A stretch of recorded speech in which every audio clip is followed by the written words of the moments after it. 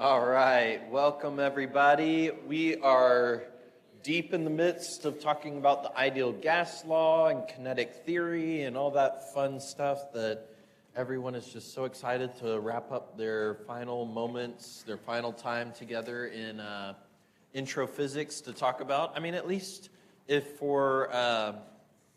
there's no other consolation here, it's at least worth considering that you've seen stuff like this before in chemistry and physical science, so hopefully it's at least a little bit of a refresher for you.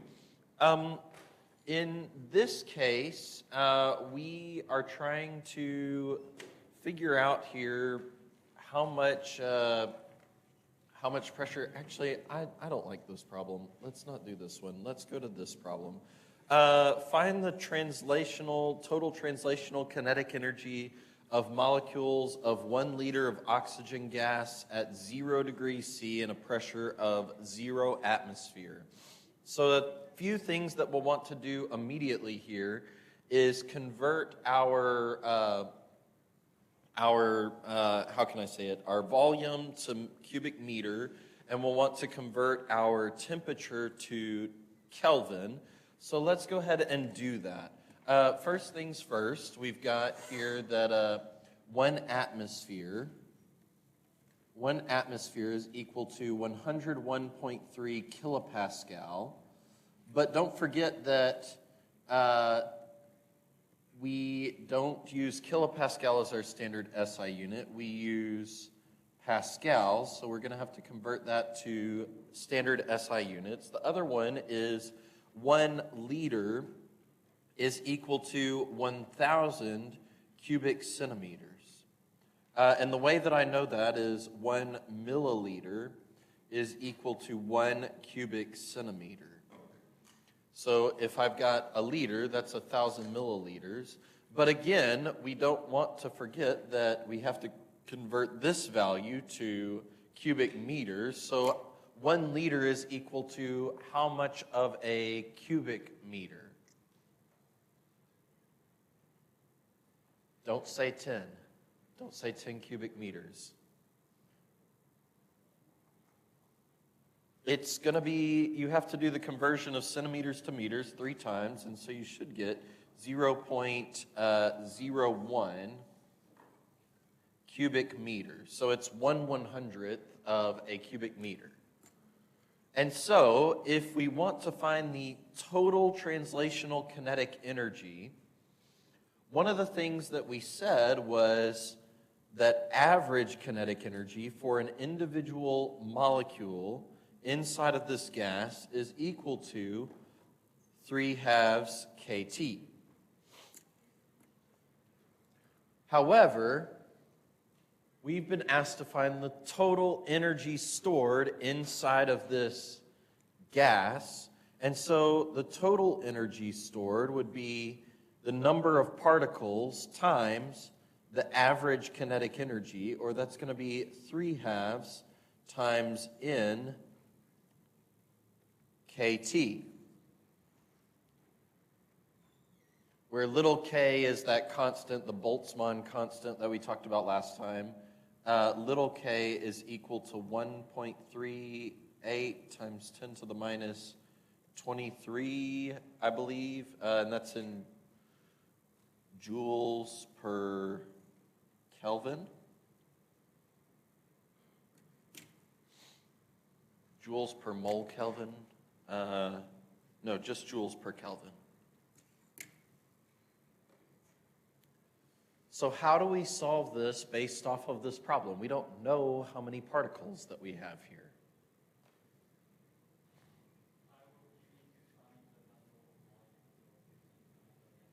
You could use the ideal gas law, which says that PV is equal to nKT. We also said that it was equal to nRT, where big N stood for something and little n stood for something else. What is the difference between big N and little n here?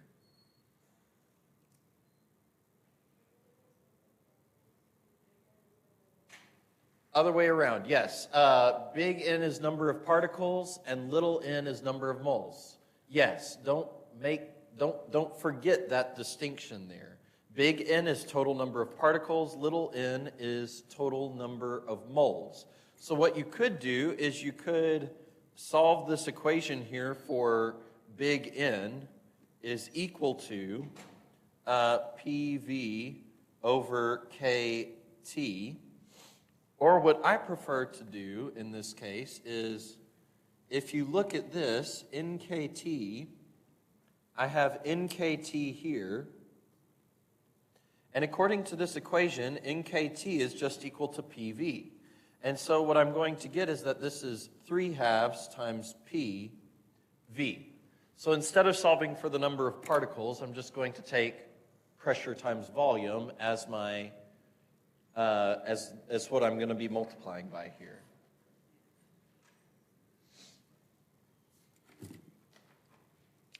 So that's 3/2 times the pressure of 1.013 times 10 to the 5 Pascal times a temperature of 0 degrees C, which means we have a total amount of energy in here equal to 0 joules.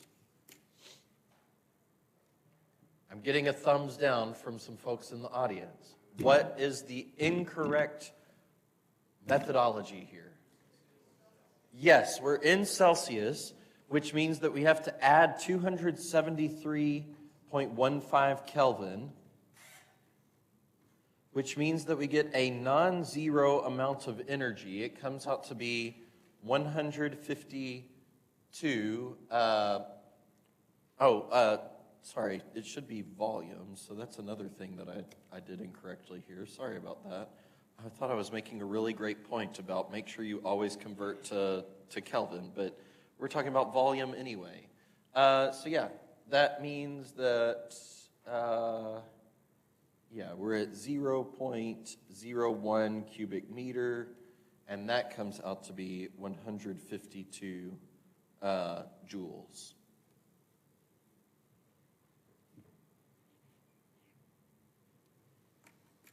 Okay?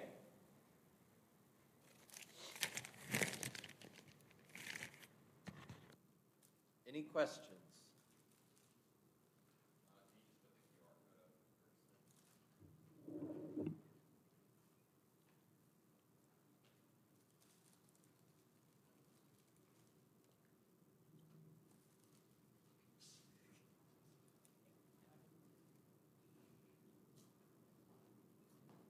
I don't even know what you said. Speaking in tongues.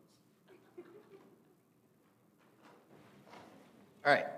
Yes, right here. Could you go over how the 1,000 centimeters cubed is equal to 0? Of course.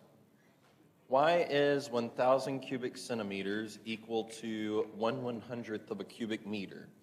Well, if I've got 1,000 cubic centimeters, I have to consider that there is, in 1 meter, there are 100 centimeters, right?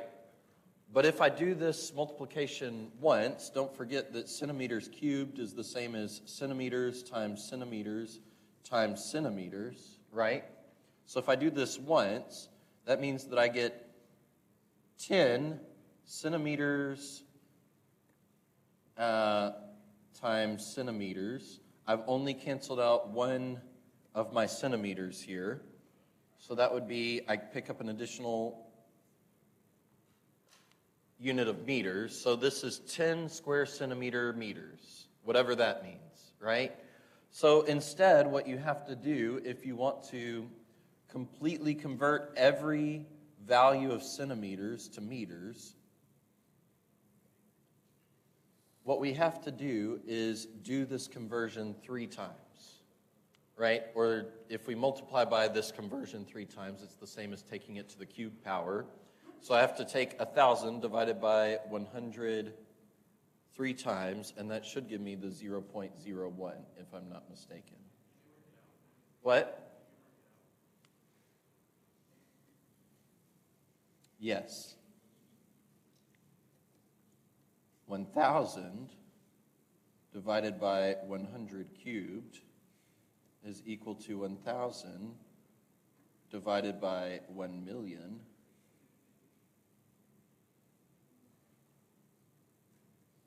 And so what, that comes out to be 1,000th? Is that what you're trying to tell me? Okay. You could have just said,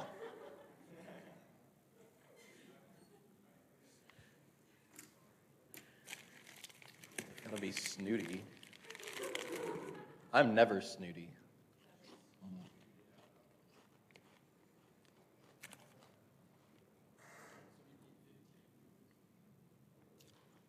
No, the final answer is correct. I don't actually do math on a calculator. I use Python to keep track of units, and I have it do unit conversion for me. So in general, my final answer is correct, even if and that's why I make mistakes when I'm doing the solution in front of you, because I'm doing this quickly and I forget, hey, I should write out intermediate steps that I'm going to need in class. I just go without because I'm arrogant, like a Sith Lord, like we talked about on Tuesday. Your overconfidence will be your downfall, whatever it is. Die by arrogance, die by faith in your friends, whichever you prefer. What's that? All of the above. I choose to die by the arrogant faith I have in my friends. How about that? Okay. Do what? Oxygen, O2, so this is a diatomic gas here, is confined to a cube-shaped container 15 centimeters on edge at temperature of 300 Kelvin. Compare the average kinetic energy of a molecule of gas to the change in its gravitational potential energy as it falls 15 centimeters from the height of the container. Oh boy. Okay, so the volume here is 15 cubic centimeters. Nope, that's not right. 15 cubed centimeters, 15 centimeters whole cubed. The temperature is 300 Kelvin. And K, the average kinetic energy, even though it's diatomic, is going to be 3/2 kT. And that comes out to be 6.21 times 10 to the minus 23, joules. Nope, 10 to the 21. Joules. And for those who might have forgotten what this value, or how to calculate it, how do we calculate change in gravitational potential energy? And just assume the near Earth approximation. How do we calculate change in gravitational potential energy? Don't worry, you're only making me cry a little bit on the inside by not answering my question. What? Yeah. Change in gravitational potential energy is equal to mg delta y,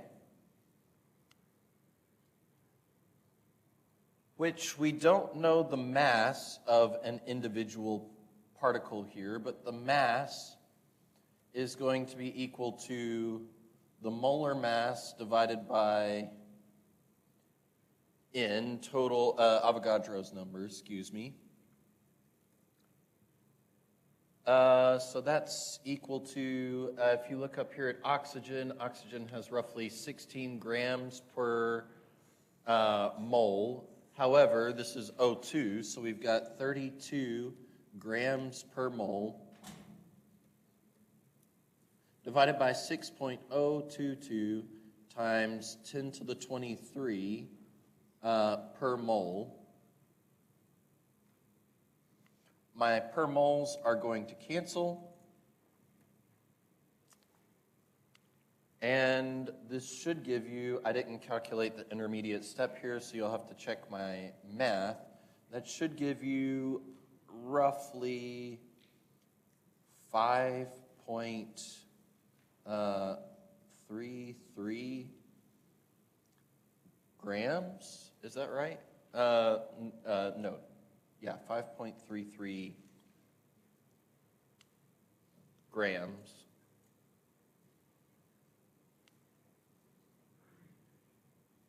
No, that's not right at all. 5.33 times 10 to the minus 23 grams? That sounds about right. Is that what you get? And converting to kilograms, that's going to be 5.33 times 10 to the minus 26 kilograms. So that's 5.33 times the 10 to the minus 26 kilograms times 9.8 meters per second squared times delta y is going to be 0.15 meters. It would be negative since it's going down, but we're just talking about magnitudes here. And that comes out to be equal to 7.81 times 10 to the minus 26 joules for delta U.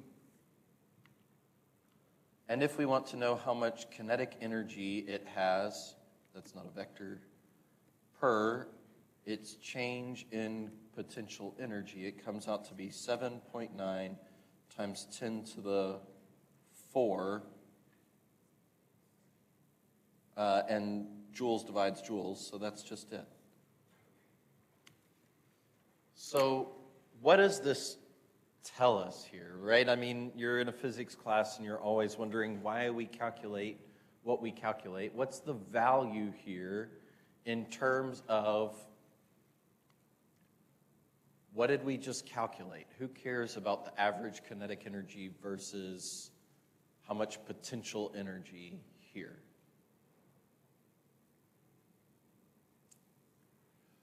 This is a bit of a trick question because I had to think about this one as well.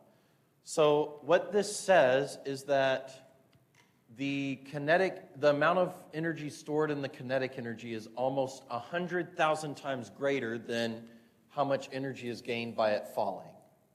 So likely what happened here, for any individual molecule here, what's happening as it's traveling downward, it's not necessarily traveling downward because it's falling, right? It's already zipping by at some insanely high speed, and it's not gaining that much speed by going down in the 15 centimeters, right? I mean, that's what you would expect. If it's an ideal gas and it bounces off the floor in perfectly elastic collisions, then as it travels downward, assuming it doesn't bump into any other molecules along the way, then it's going to very easily bounce right back upward again and make the whole trek back up to the top of the container. This is a kinetic energy dominated system here. Or at least the molecules are kinetic energy dominated. Any questions?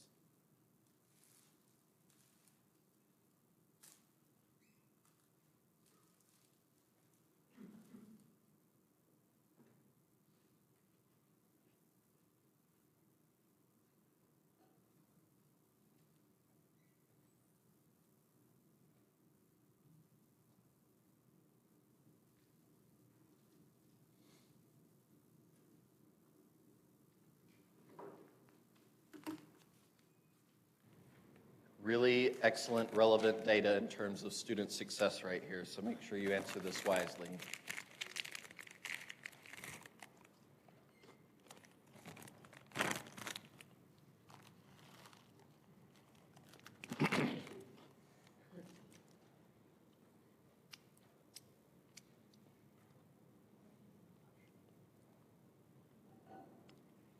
Tony Stark would be the friend who just tells you the answers because he's too impatient to actually help you learn it for yourself.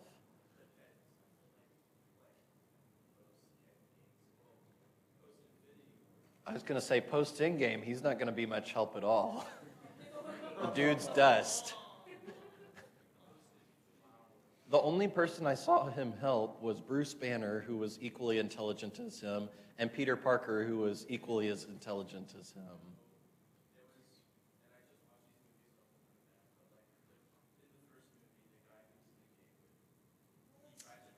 Yusuf, right? Yeah, I think he had a doctorate in like something as well. So he's a pretty intelligent dude. I don't know that I would match the intelligence to do what? That is true. What? Pepper? Yeah, Pepper Potts. He kind of had a soft spot for her, didn't he? All right, y'all win. Okay, today we get to talk about heat.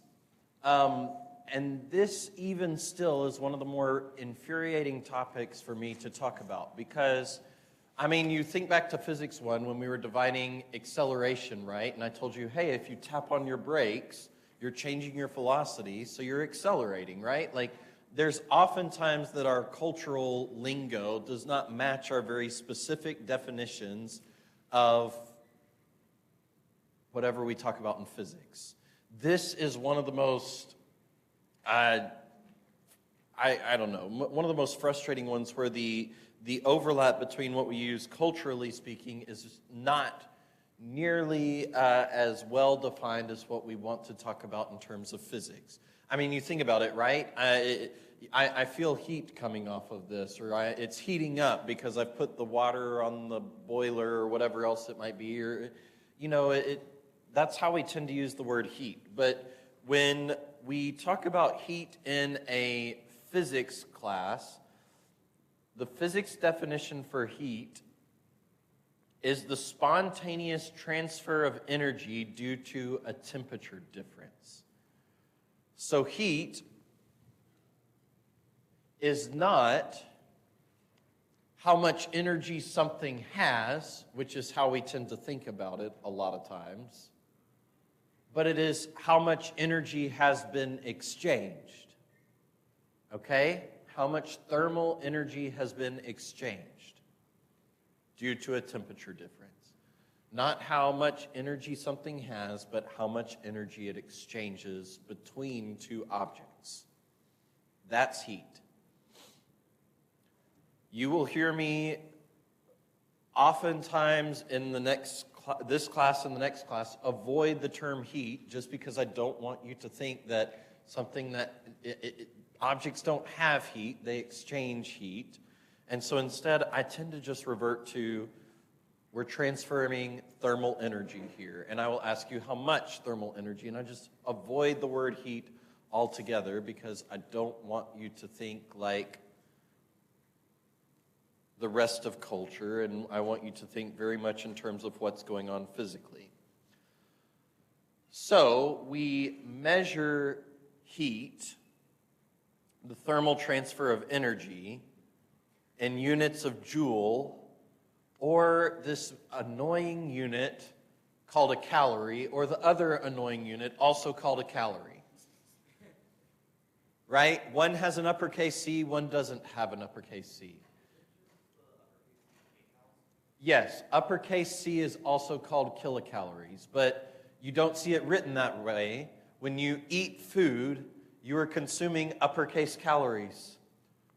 The FDA does not require us to put kilocalories on our bags because no one knows what a kilo is in the United States, unless they're dealing with drugs, but whatever. Kilos, we don't know in the United States, so they use uppercase C. Whatever, we'll use joules more often than not because at least we know what a joule is. I don't know. I've never been to Europe. What? I have no idea. I've never been to Europe. Yeah, I have no idea. I'm America, right? I don't know. Freedom units, sure. Freedom fries, freedom toast, freedom units, imperial units. Joules, we're going to stick with joules. When energy is added by heat to an object, the temperature typically increases, where the relationship between energy by heat and change in temperature is going to be Q denoting the amount of thermal energy exchanged, is equal to C delta T, or M little c delta T. Here we go with the capital C and lowercase c over again. C is going to be heat capacity, and C over M, big C over M, is the specific heat capacity. What is the difference between heat capacity and specific heat capacity?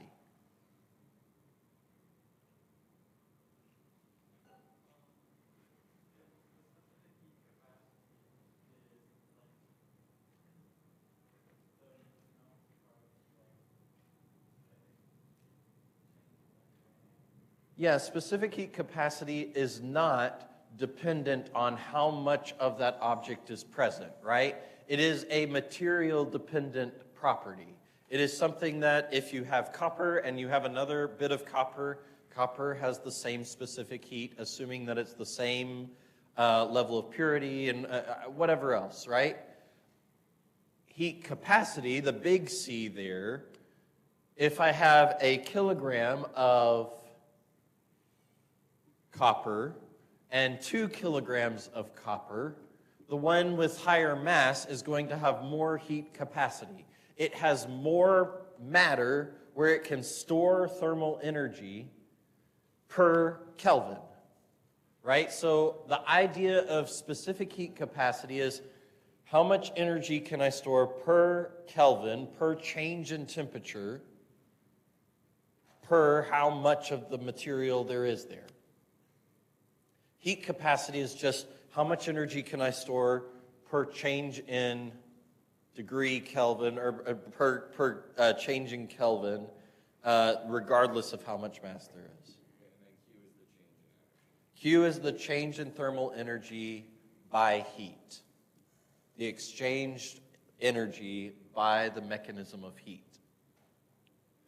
Yes.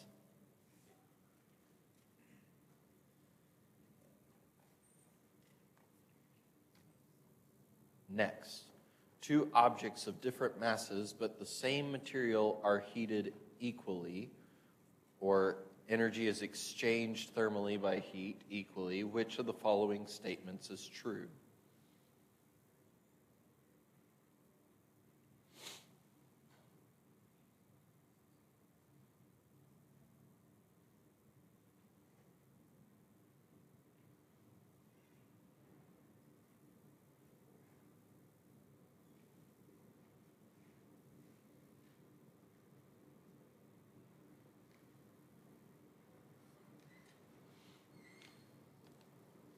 All right, so the smaller mass will have the greater temperature change.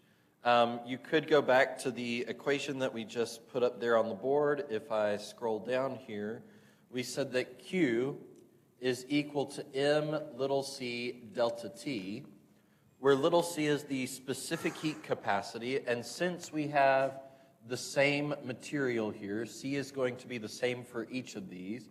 We solve this for delta T, so that's Q over MC. If I look at the change in temperature for the lower mass object, let's say M sub L, lower mass object is 1 kilogram, and I look at delta T for the higher mass object, so Q over M sub H C here, where M sub H is equal to 2 kilogram. Well, taking the ratio of delta TL over delta TH is the same as taking Q over M sub LC divided by Q over M sub high C. The Q and the C cancel out since these are the same. So the end result is M sub H over M sub L, which is 2 in this case. That is to say, delta TL has twice the change of delta TH, meaning that the 1 kilogram object has twice the amount of temperature change as the higher mass object. So yes, lower mass means, in this case, higher change in temperature. Okay, moving right along. Which of the following best describes the concept of specific heat capacity?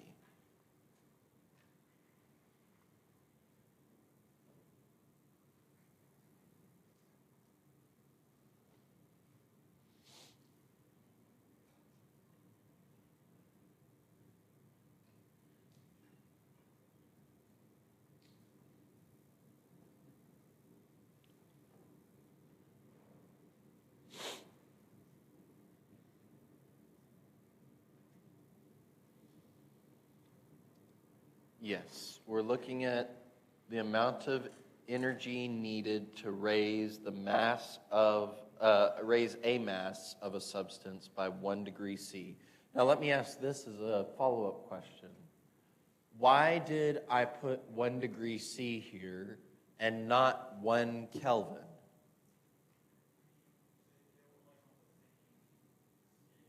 Yes, they're the same, a 1 degree step between 2 adjacent degrees in Celsius, going from 23 to 24 degrees C, is the same as if I go from 300 Kelvin to 301 Kelvin, right? The step size is the same. So a change in 1 degree C is the same as a change of 1 Kelvin. Right? I mean, think about it. One of the things that we had on our previous class was that temperature in Kelvin was equal to temperature in Celsius plus 273.15, right?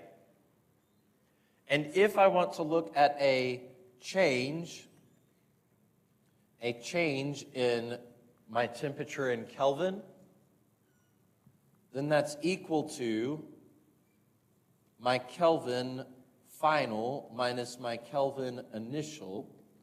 So that's equal to T sub C final plus 273.15 minus my initial Celsius temperature plus 273.15. Well, the 273.15 minus 273.15 gives me TC final minus TC initial, or that's just delta TC. A temperature difference, a change in temperature in Kelvin, is the same amount as a change in temperature in Celsius.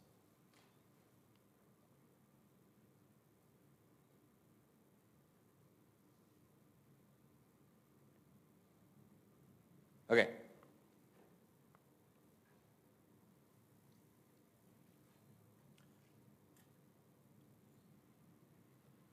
The term heat capacity means the amount of internal energy or heat a body contains.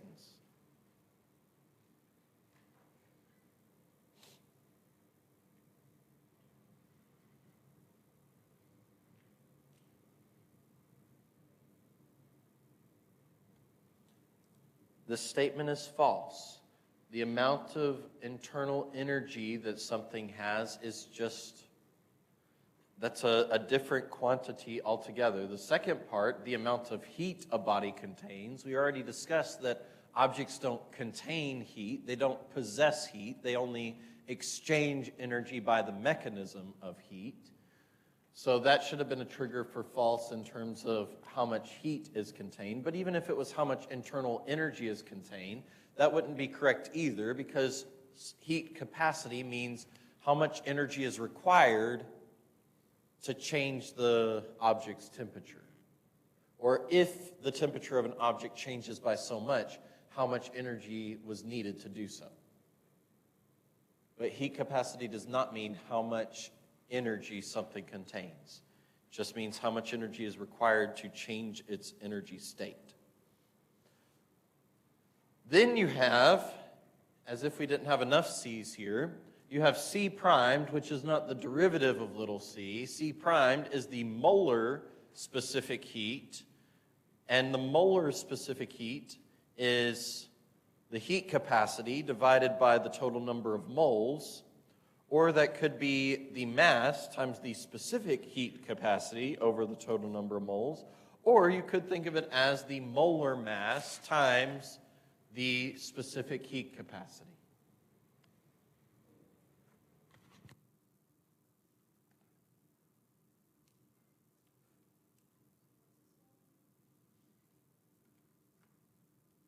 The little m is the mass of your of how much material you have. Big M is the molar mass of the material that makes up what you're looking at.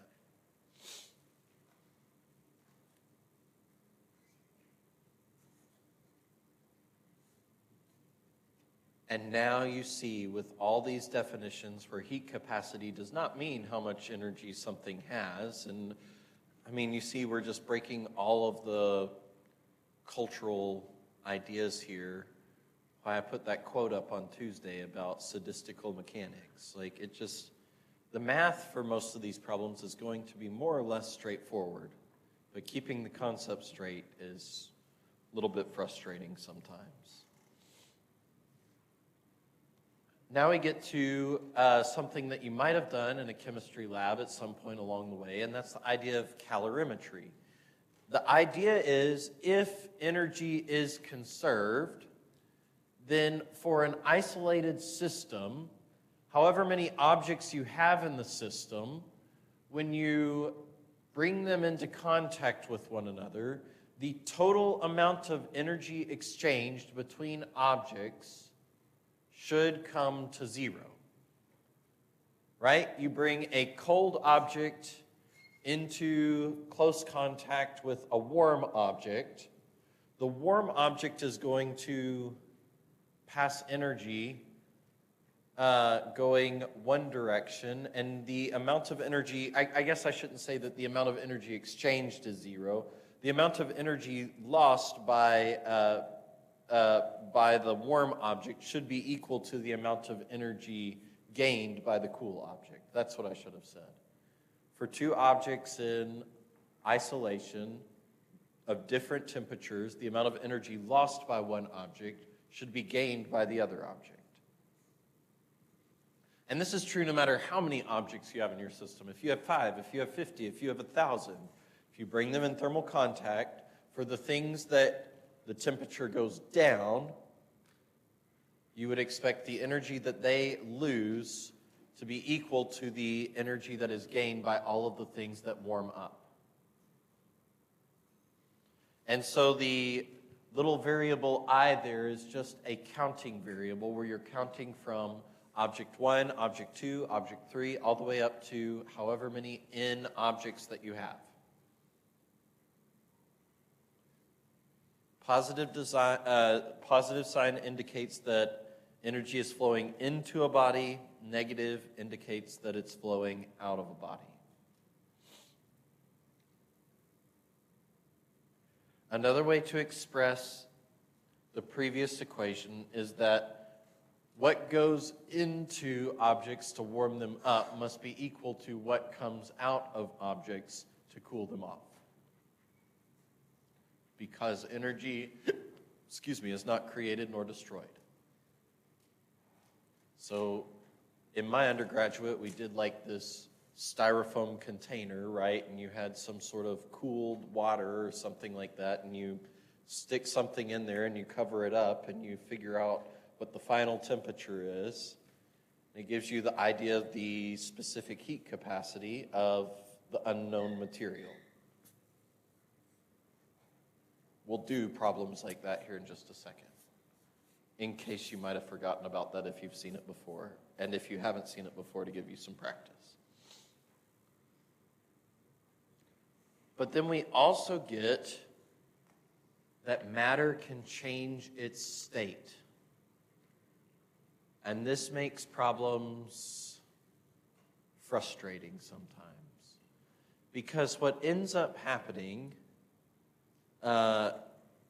is that when a phase change occurs, all of the energy goes into making or breaking bonds, not into changing the temperature of that system. So I started this morning with ice water here in my container. What this is saying is while there was ice water in my container, while ice and water were both present, then the temperature of the water under standard atmospheric conditions should have remained at 0 degrees C, the whole time that the ice was melting. The water does not go above that value. The ice does not go above that value. All of the energy that is going into the system via the walls of my container here is going into breaking the bonds of the ice. Okay? And if you actually measure this, you can see videos on it, especially if the water is salt water and the ice is regular water ice with no salt in it, then you'll see that there can be temperature fluctuations throughout the material. But remember, what we're talking about when we talk about temperatures is the average over the entire body. Okay? So there may be some fluctuations that are colder or hotter than 0 degrees C, say for these icicles forming here. But overall, it should be 0 degrees C. Yes, you can supercool water if it's distilled water. Yes, there are exceptions to the rule, but we're not going to be dealing with those exceptions. We're going to assume that solids, liquids, and gas behave the way they should and don't need an imperfection to form a crystal around or anything like that. But if you've never seen supercooled water before, it's a lot of fun.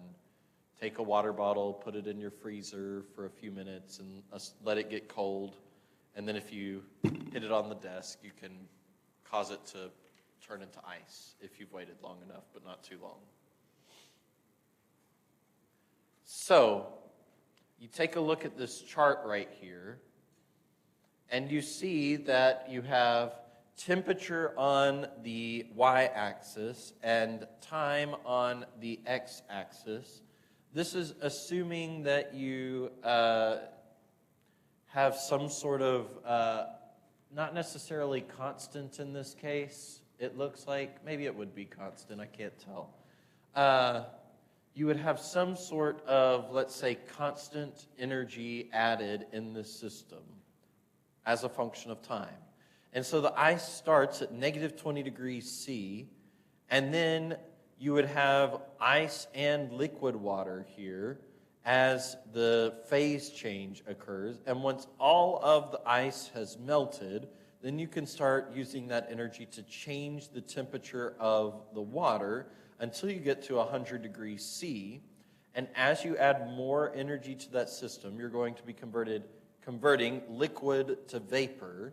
And once you have converted all the liquid to vapor, then you can start changing the temperature of the vapor.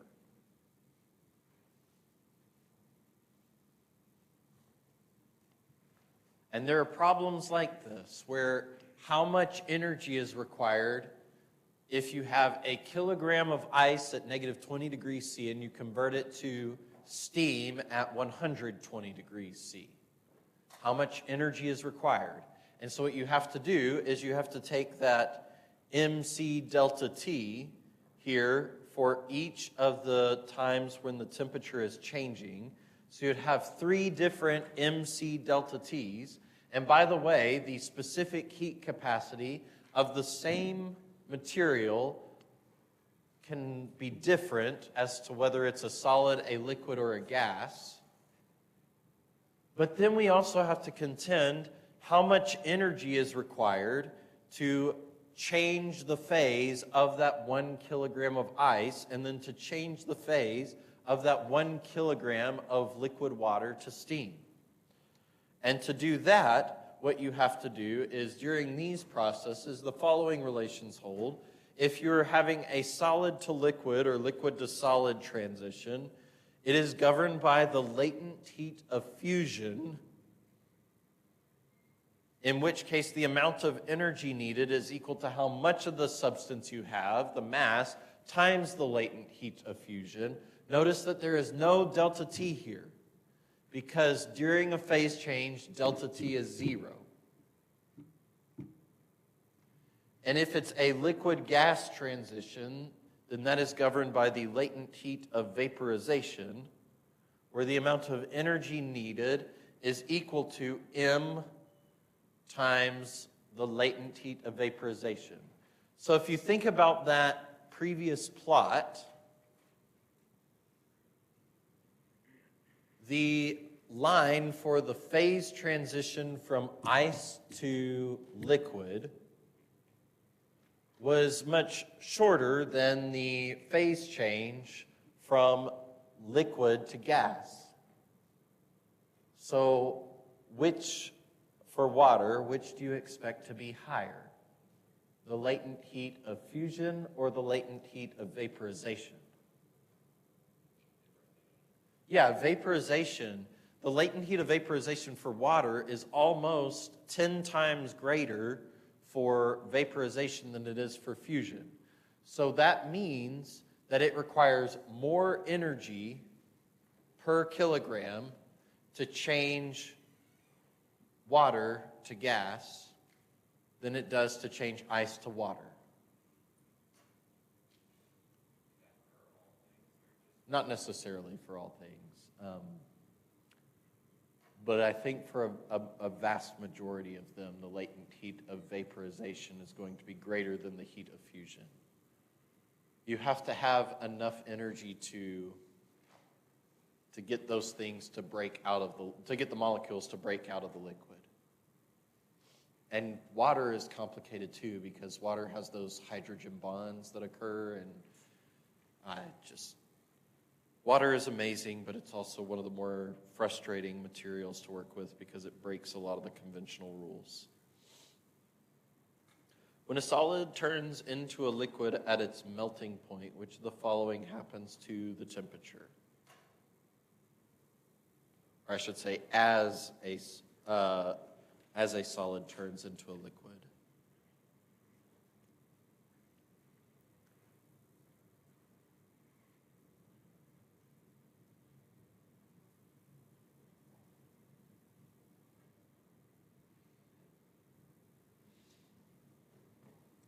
The correct answer is 17. As you continue to add more energy, you don't get a temperature change in this closed system. All of the energy that you're adding goes into breaking the bonds in the liquid to make it into a gas. There's a great PhET demonstration there that you can take a look at, and you can change phase of things and add energy and check temperature and all that. I can go to the last slide for just a second. No problem.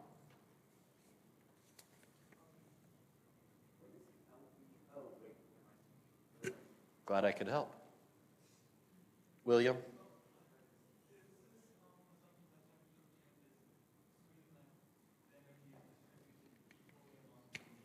Yes. We're assuming that you have, let's pull it up right here, right? Let's just look at it. Phase change.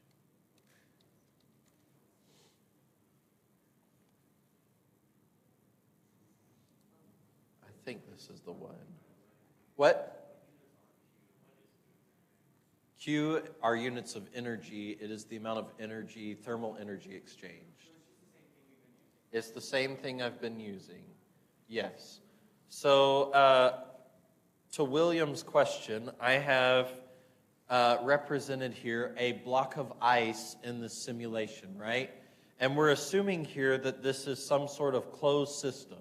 And what can happen is as it goes from solid to liquid, the liquid can have a little bit greater temperature, but what ends up happening is the net, if you could measure over the entirety of the liquid and the ice, some of the ice is going to have still temperature below 0 degrees. And so we're just looking at the macroscopic net measurement of the temperature inside of this closed system here.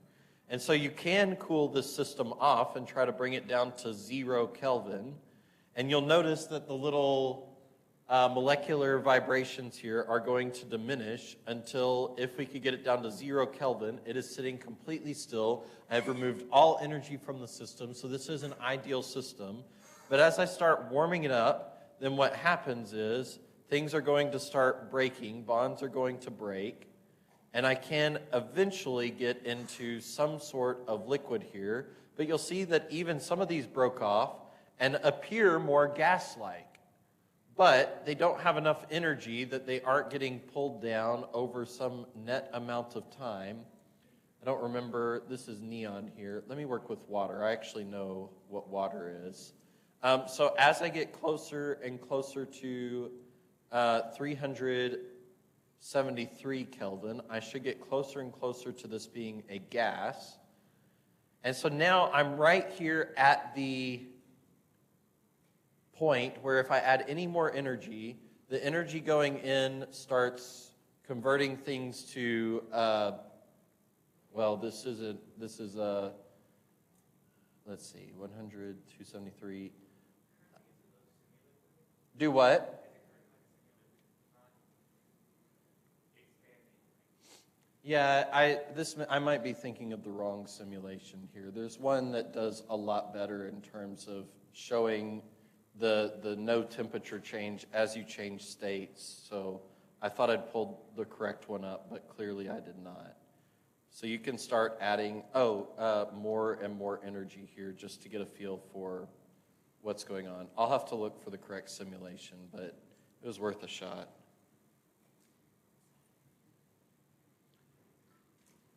And I think the final thing that we need to cover in terms of new slides today is the idea of the first law of thermodynamics. We've already talked about the 0th law of thermodynamics. What was the 0th law of thermodynamics? This was just Tuesday. Yeah, Henry? Two objects are both in thermal equilibrium and some other object are in thermal equilibrium. Yeah, the 0th law is if A is equal to B and B is equal to C, then A is equal to C in terms of their equilibrium and their temperature. So the first law of thermodynamics was demonstrated by Joule, for whom the unit is named, when he attached the following apparatus performing mechanical functions onto materials and then measured the temperature of the material. And this is called the mechanical equivalence of heat, meaning that you can perform mechanical processes on materials in order to warm them up. What he was able to do, the physical act of using gravity to turn this pulley system here, would in turn cause the paddles to move. And just by doing work, mechanical work on the system, he was able to change the temperature of the system. And so this showed us that mechanical energy and thermal energy were fundamentally linked, such that the total change in internal energy of a material is equal to how much thermal energy you pump into it, plus how much work you do on the system. Another easy way to think about this is, absent of me putting a torch to a closed system in order to add thermal energy to it, if I compress something, it warms it up. Where you might have seen this before in your own lives is the exact opposite of that, right? If you've ever used an aerosol can to clean out your keyboard or to use WD-40 or to whatever else, any sort of compressed aerosol can, and you use it very quickly, you will notice that the can gets cold. You have depressurize the system, and the decrease in pressure is going to change the temperature. That's more akin to the ideal gas law, so that's not a great idea. It's not a work kind of thing. So that was actually a poor analogy now that I think about it. But you could get a sense of one way that you can cool things off is what we call an adiabatic expansion. Imagine, here's a better idea. Imagine that I had some sort of box here, in which case I had a divider where the box was cut in half. And all of the gas was in the right-hand side of the box. And then I remove the barrier between the right and left side of the box, and that is called an adiabatic expansion. It's an expansion that happens so fast, I know that there was no thermal energy exchanged with the system. And what happens is, you can measure this, you get a cooling effect of the gas because of the adiabatic expansion. Still not work on. That's still an ideal gas thing. I'm trying to come up with I can't come up with one off the top of my head. But heat pumped in plus work on gives you the total change in internal energy. So a gas is in a closed container and undergoes a process in which it absorbs 100 joules of heat and performs 40 joules of work on its surroundings. What is the total energy change of the system?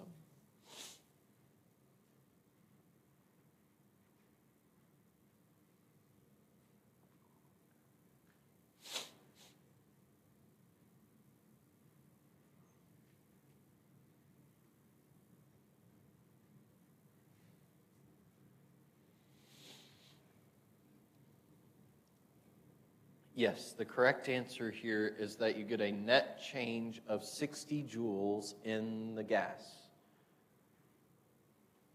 because you gained 100 joules via thermal processes, but you expended 40 joules. So that means you got rid of 40 joules, so 100 minus 40, 60 joules. The previous definition said that you were doing work on the system. So if this had been 40 joules of work instead of on its surroundings, if the surroundings had done 40 joules of work on the gas, it would have been an increase by 140 joules. But since I add 100 joules and then take off 40 joules to do work on the surrounding, 100 minus 40, 60. Are there any questions before we switch to some problem solving for the remaining 20 minutes of class?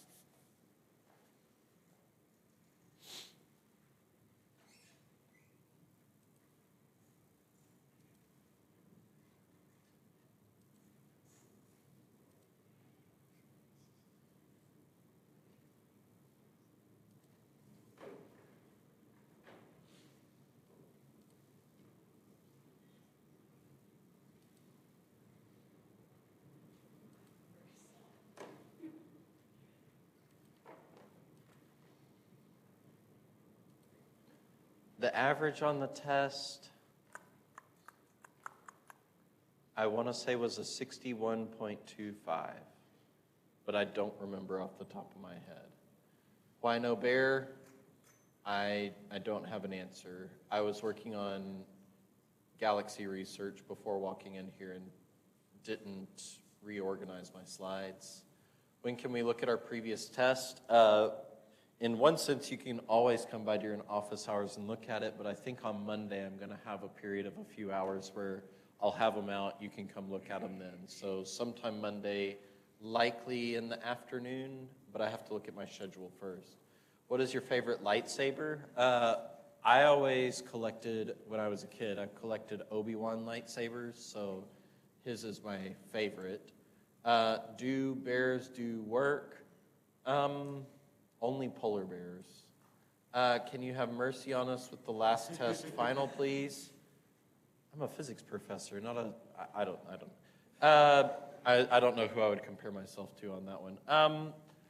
most people have a little bit easier time on the thermo unit than they do on most of the other units, especially in this semester. So in that sense, yes, I'll have mercy on you. And then one thing that I've gotten feedback on that, of course, students like is we're going to have a major review for the final before the final exam. Not all questions on the final exam will be covered in the review, but I think we get through about 75 questions on about 1 per minute that we have in class on the last day of class, and that'll be preparation for the finals. So not necessarily mercy, but we have time to go over a lot of stuff here at the end. Can you say that heat is essentially radiation? Energy can be exchanged in a number of different methods. The first one is conduction, where objects are touching, convection, where objects are mixing, gases are mixing, or radiation, in which they are giving off. So heat, radiation is a mechanism for heat exchange, or energy exchange by heat, but it is not the sole mechanism. How is my day today? It's good. Been revisiting some of the work I did on my doctorate, and it's been kind of fun to go back and look at that.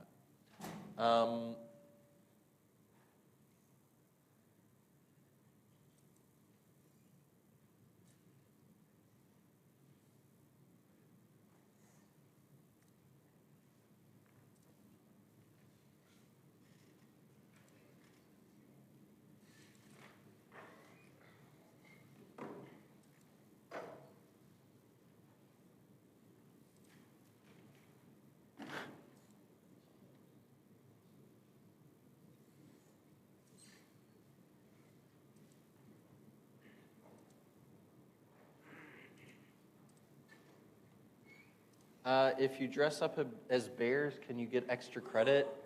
No, but I'll take a picture with you and show it to my kids, and you'll make their day. What is the specific heat of a black bear? Like K2SO and Rogue One, the odds of whether Jin would turn on Andor or not, it's high. Same with the black bear. Would you also have to calculate the energy during the linear increase between phase changes? Yes, absolutely. We've got a phase change that we can do. Galaxy research, do tell. Oh, where did it go? It was there. I don't know where it went. Not answered. Show question. Galaxy research, do tell. For my doctorate, I did a lot of work on the Galaxy ESO 137001. And basically, I was revisiting how we calculated the background noise, because we needed that for a proposal for more research that we're looking at doing. And so I had an error in my calculations, and I way underestimated the background noise. And so I'm just having to rerun those calculations again. It's a lot of fun. That was actually a different Galaxy, though. That was M87, I think, when you were in my office. Would you mind giving us a problem to let us try it? Yeah, absolutely. I think that'd be great. I mean to do a better job of that. I get on a roll and I forget. Dire Wolves, that's on the internet. Kennst du Deutsch sprechen? I mean, I can read that, but this is actually my favorite. Das Experimenten.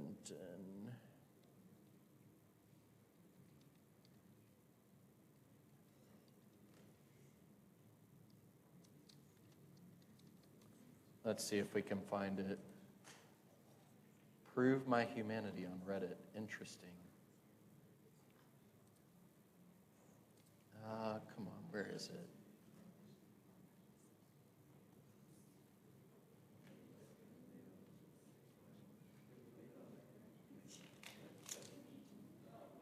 Oh, I was gonna.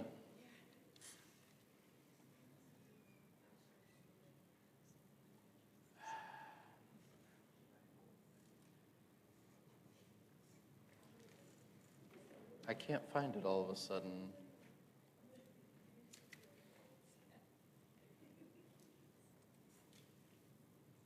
here we go. This is my favorite German statement right here.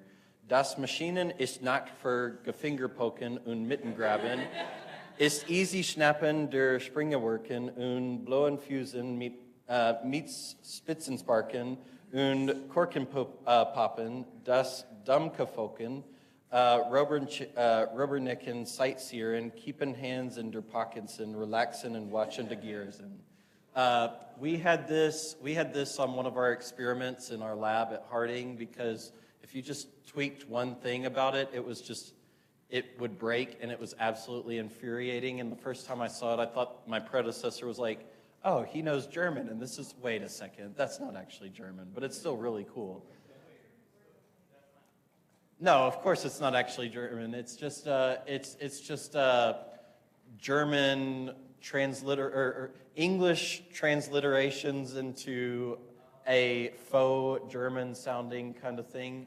I looked up the history about it. Apparently, this started popping up in labs during World War II. So I think it was a way that American scientists started making fun of German scientists, and not just German scientists in Germany, but they brought over German scientists, Operation Paperclip and all. And so I think this came up as just a funny way for people to say, like, keep your hands off. And you'll find a bunch of different versions of this if you look it up on the internet. But yeah, it's not actual German, it's just silly German, silly English German. Am I happy with how the test went? I hope for an average of 70 to 75, so I wish it was higher. I'll continue to work with you to make it better, but yeah, not my favorite, being a 61.25. Goku versus Superman. Never watched Dragon Ball Z, but from what I understand about it, Goku just has to go Super Saiyan, and Superman doesn't stand a chance. Will the final be conceptual only? Yes. How many questions? 75. No numerical, all conceptual.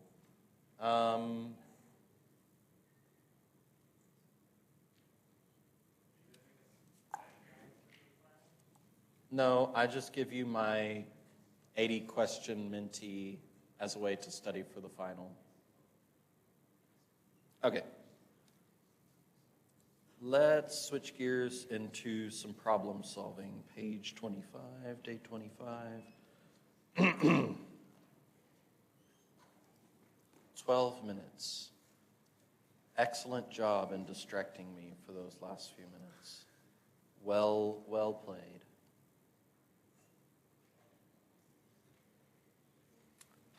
How much energy, how much heat must be absorbed by 60 grams of ice at negative 10 degrees C to transform it into 60 grams of liquid water at 40 degrees C? And per whoever asked this, here's what we'll do on this one. I'm going to give you the answer. If you get it, great, you can go. If you want to leave now, you can go. The total energy exchange here that you should get should be 31.3 kilojoules. One thing that you will need is that the specific heat of ice is equal to 2.05 kilojoules per kilogram per Kelvin. The specific heat of water is 4.184 kilojoules per kilogram per Kelvin, and the latent heat of fusion for water is 333.5 kilojoules per kilogram. And yeah, why don't you guys have a shot at this? If you finish it, have a good day, and I'll see you on Tuesday. But why don't y'all have a shot at this, and I'll float around and help you guys if you need it. Work together in groups, in pairs, or by yourself. Have a great day. What? On the Salmon Library? whole Really? resume. I'm curious as to where it popped up. It is through UA. Okay, so it's on their website.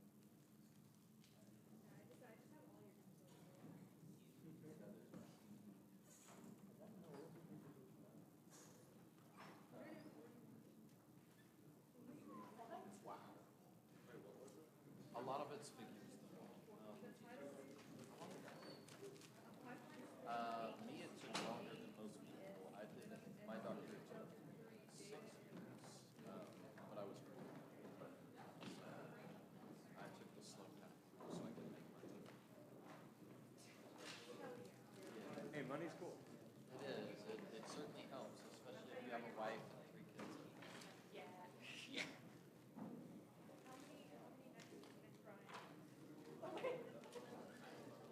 He's counting in his head. He's like, well, there's that one night. It was greater than 14 days. 14 in a row? Yeah. Over the 6 years. No. Over the 6 years. It took me 6 years to get my doctor. 14? No, the days that were filled with self-doubt and self-loathing, that was hard. Crying. I cry at sentimental things, not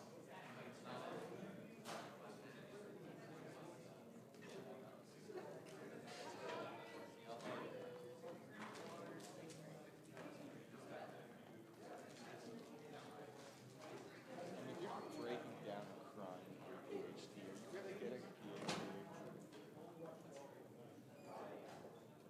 I guess unless you're like a business, but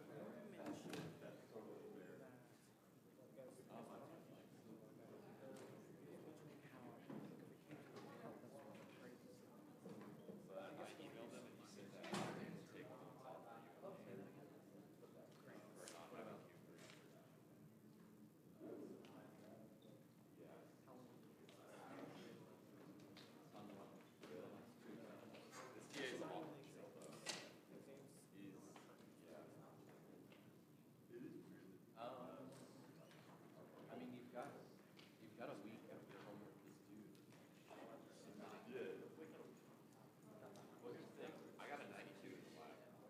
We could make a 50 on the lab, and I still have an B. I don't know. Yeah. And if he says he's not going to take points off,